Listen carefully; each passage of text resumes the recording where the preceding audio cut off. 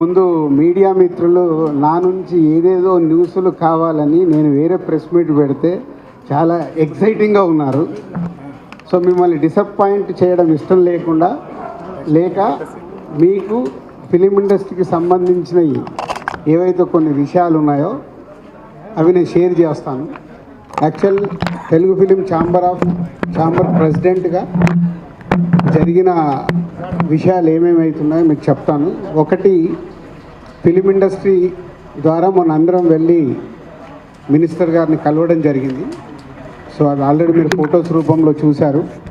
So minister గారు CM గారు appointment తీసుకొని తొందరలోనే film industry Telugu film chamber ద్వారా సీఎం గారిని, తెలంగాణ సీఎం రేవంత్ రెడ్డి గారిని కల్పించబోతున్నారు. ఇదొక న్యూస్. అది డేట్ రాగానే మళ్ళీ మీకు అఫీషియల్గా చెప్తాం. సో సెకండ్, ఈ సంక్రాంతికి రిలీజ్ కాబోతున్న సినిమాల గురించి మొన్న ఛాంబర్లో అందరు ప్రొడ్యూసర్లతో మీటింగ్ చేయడం జరిగింది. ఆ మీటింగ్ లోపల ఏం జరిగింది మాకు తెలుసు, కానీ బయటకైతే రకరకాల స్టేట్మెంట్లు, రకరకాల మ్యాటర్స్ స్ప్రెడ్ చేశారు.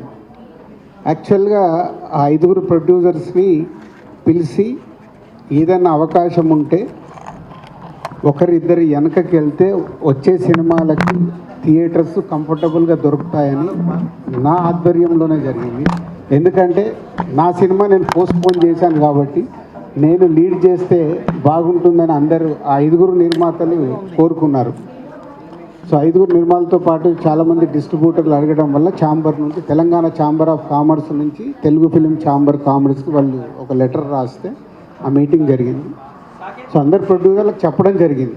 దాంట్లో నుంచి రేపు ఎల్లుండి లోపల ఏదన్నా అవకాశం ఉంటే ఎవరైనా ప్రొడ్యూసర్స్ ముందుకొచ్చి ఒకవేళ షిఫ్ట్ అవుతాం అనుకుంటే వాళ్ళకి సోలో డేటు ఇప్పియాలని మేమందరం అనుకున్నది.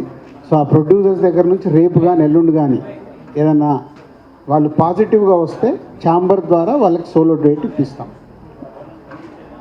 అదే రేపు ఎల్లుండి వాళ్ళ దగ్గర నుంచి రియాక్షన్ వచ్చే అవకాశం ఉంది.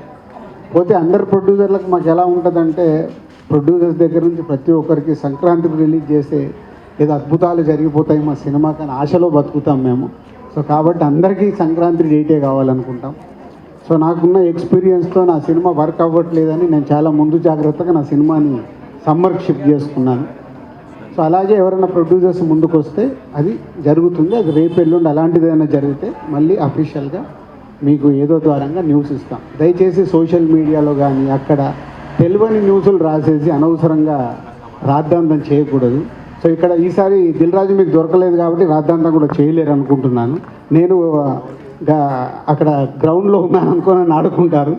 సో 5 ప్రొడ్యూసర్లకు న్యాయంగా, పెద్ద సినిమా అయితే గుంటూరు కారం ఎప్పుడు అనౌన్స్ చేశారు కాబట్టి వాళ్ళు వచ్చేస్తారు. అలాగే అదర్ 4 ప్రొడ్యూసర్స్కి ఎక్స్ప్లెయిన్ చేయడం జరిగింది, ఎవరన్నా ఒకరిద్దరు వెళ్తే బాగుంటుంది అని. సో రిజల్ట్ చూద్దాం రేపు ఎల్లుండి వచ్చేదాన్ని బట్టి, దాని మీద వాళ్ళకి సోలో డేట్ ఇప్పించడానికి ప్రయత్నం చేస్తాం. సరే 5 వస్తాయి.